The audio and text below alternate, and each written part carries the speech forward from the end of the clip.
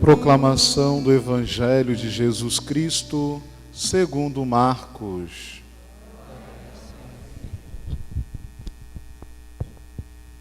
Naquele tempo, alguns fariseus se aproximaram-se de Jesus para pô-lo à prova. Perguntaram se era permitido ao homem divorciar-se de sua mulher. Jesus perguntou: que vos ordenou Moisés? Os fariseus responderam: Moisés permitiu escrever uma certidão de divórcio e despedi-la. Jesus então disse: foi por causa da dureza do vosso coração que Moisés vos escreveu este mandamento. No entanto, desde o começo da criação, Deus os fez homem e mulher.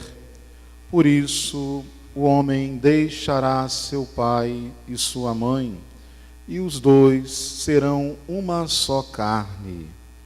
Assim já não são dois, mas uma só carne.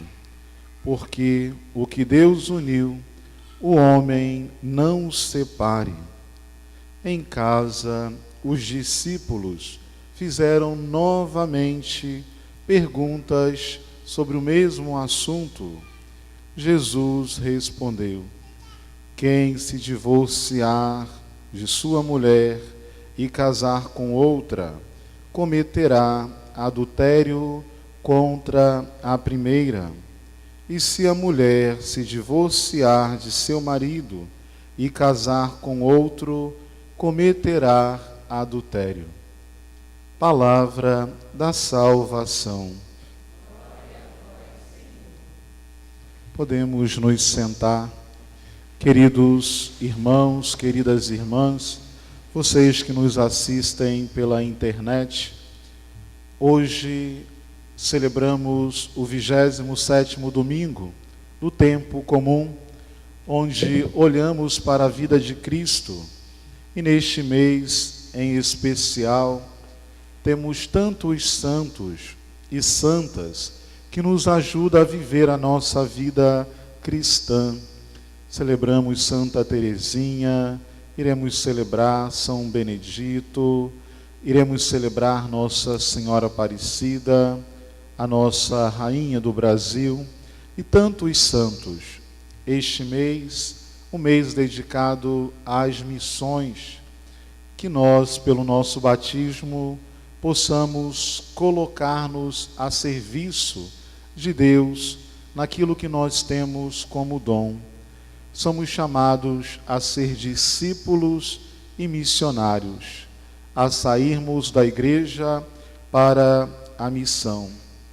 A igreja nos coloca em vários domingos a possibilidade de entendermos a teologia espiritual, a teologia dogmática, tantos tipos de teologia dentro daquilo que nós celebramos.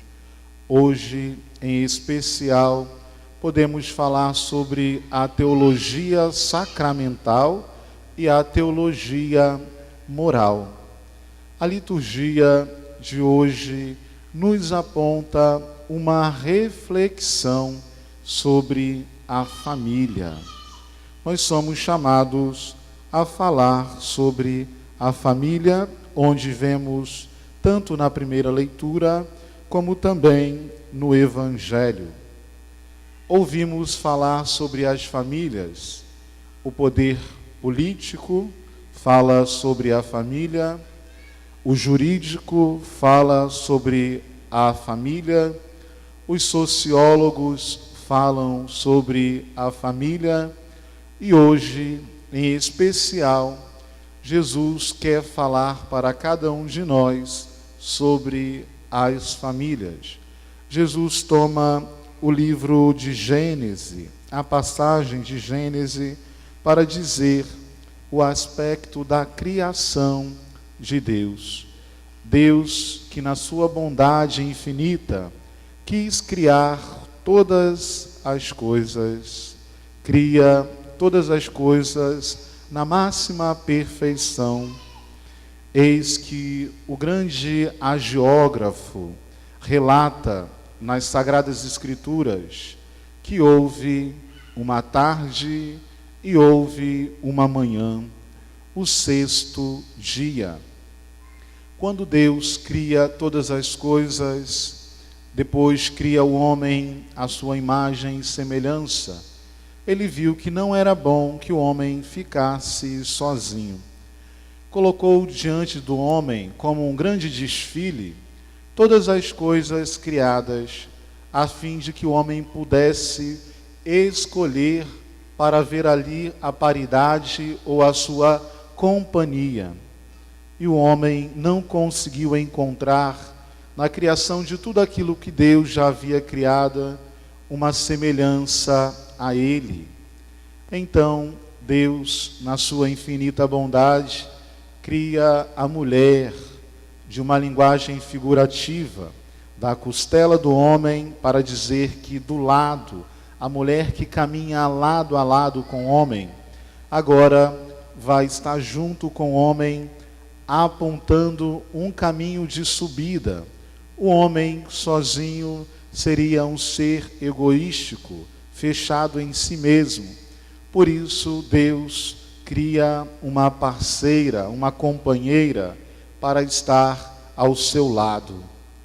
E aí sim, o homem pôde exclamar: agora sim, osso dos meus ossos, carne da minha carne. Por isso, a passagem na Sagrada Escritura completa: o homem deixará pai e mãe e se unirá à sua esposa, e eles serão uma só carne. Aqui a igreja já aponta lá atrás a indissolubilidade do casamento. O casamento que é uma vez só, o casamento que é a bênção da igreja neste ato perfeito do Criador. O casamento não é um jogo, não é uma sorte como a loteria. O casamento é instituição divina. Deus quis. Da mesma forma que Cristo, como diz São Paulo, desposou a sua igreja, também vemos esta realidade do homem que agora se une a uma mulher para construir uma família. A família que está dentro do plano de Deus. Por isso, aqui a importância de um namoro santo, de um namoro que perpassa pelo discernimento. Um dia, uma mãe falava comigo: padre, o meu filho é o pai escrito, é igual o pai dele. Eu dizia: a biologia ensina. Existe o genótipo, o fenótipo, o R pequeno, o R grande, né? Tipagem sanguínea. O seu filho tem as cargas genéticas do pai. Por que que o padre está dizendo isso? Porque no processo do namoro é preciso conhecer a pessoa com quem se vai casar. A vocação realizada é vocação feliz. Nem todo mundo, por exemplo, tem dom para se casar. E não se preocupem com aqueles que dizem: vai ficar para titio ou para titia. A vocação realizada é vocação feliz. Quem tem vocação para se casar, que case. Quem não tem, não se case. Vai cuidar das coisas de Deus. Por isso é importante o namoro santo. Hoje as coisas estão meio complicadas. Se coloca os bois na frente da carroça. E aí está tudo errado. Aí é inferno, é capeta, é diabo, né? Pecado. Por isso se faz a importância de a realidade sexual dentro do casamento.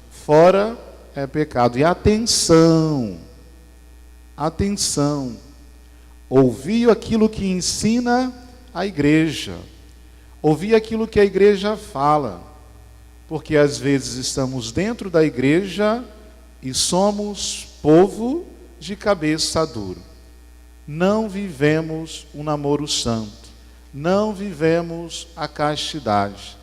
E aí se faz tudo o que tem que fazer dentro do casamento, o que vai restar para o casamento depois?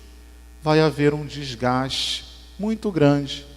E aí entra aquilo que o Evangelho coloca no dia de hoje. Muitos divórcios. Um tema muito espinhoso para ser falado. Mas a igreja é autêntica, a igreja é verdadeira e tem que falar a verdade, porque a verdade liberta. A verdade nos coloca diante daquilo que nós somos chamados a ser. Eis que alguns hipócritas, fariseus, se aproximaram diante de Jesus para fazer esse grande questionamento acerca do divórcio. Jesus pergunta: o que Moisés falou sobre isso? E eles falam: Moisés permitiu o divórcio. Jesus disse: por causa da dureza dos vossos corações. O que Deus uniu, o homem não tem poder de separar. Existia, alguns tempinhos aí atrás, alguns comentários que o Santo Padre, o Papa Francisco, agora estava anulando os casamentos. Não.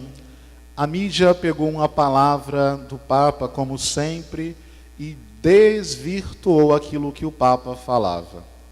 Existem casamentos que nunca existiram. Nunca existiram. Exemplo, às vezes uma menina, jovenzinha, filha da Dona Maria, ficou grávida, então os pais vão lá e obrigam a filha da Dona Maria a se casar, por exemplo. E aí a menina não amava o rapaz, filho do João, e aí eles se casam e não houve o casamento ali, porque eles não quiseram se casar diante de Deus, receber a bênção diante de Deus. Na igreja há um grande processo para que se tenha nulidade deste casamento, porque nunca existiu. O Papa falava sobre isso. A mídia pegou uma frase, uma palavra do Papa e disse que agora a igreja estava anulando o casamento e que estava todo mundo agora de segunda união, que pode comungar, que pode... Não. A igreja é séria, a igreja é autêntica.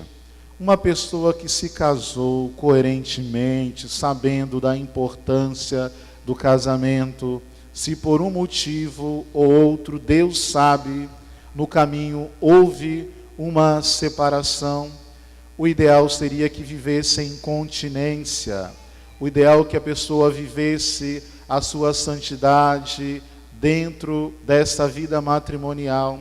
Se isso não acontece, não é permitido a comunhão.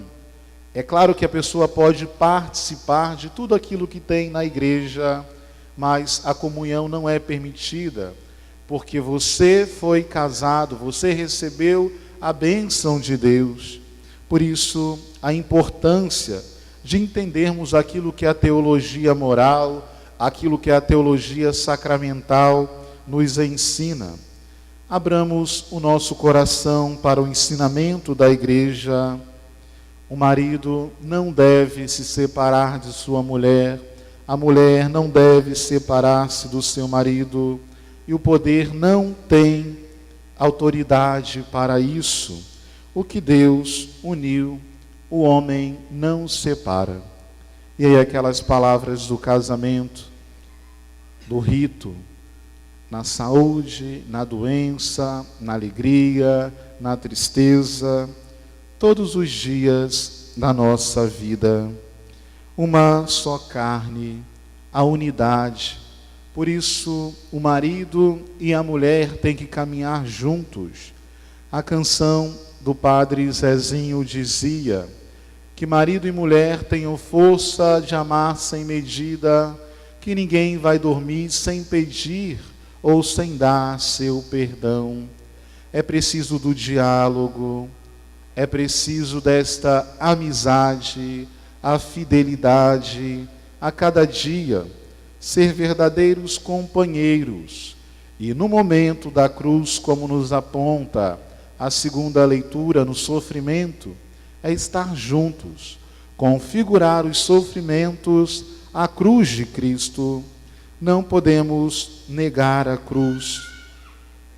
Um outro dia, analisando esta passagem de hoje do Evangelho, Deus que cria o homem e a mulher para se complementar, para um ajudar o outro. Eu me lembro que eu fui numa loja da Boticário comprar uma colônia, porque o perfume é caro, então o padre comprou desodorante. E lá, junto àquilo que eu queria comprar, eu estava comprando uma ideologia. Estava escrito assim na bolsa: você é aquilo que você quiser ser. E aí o senso reagiu na hora. Você é aquilo que você quiser ser. Eu não, jamais. Eu não posso ser aquilo que eu quiser ser. Eu sou aquilo que Deus quis que eu fosse, como Deus criou, como Deus pensou. A ideologia de gênero. E olha que isso hoje tem entrado na nossa casa pela televisão. Homem, sexo masculino. Mulher, sexo feminino. Um completa o outro. Há uma grande atração do sexo oposto. E hoje nós estamos vendo coisas contrárias àquilo que Deus ensina. O MEC, por exemplo, tentou fazer uma cartilha e colocar ali nas escolas os modelos de família. 2 homens juntos, 2 mulheres juntas, só os avós. Isto não é família. Família é pai e mãe.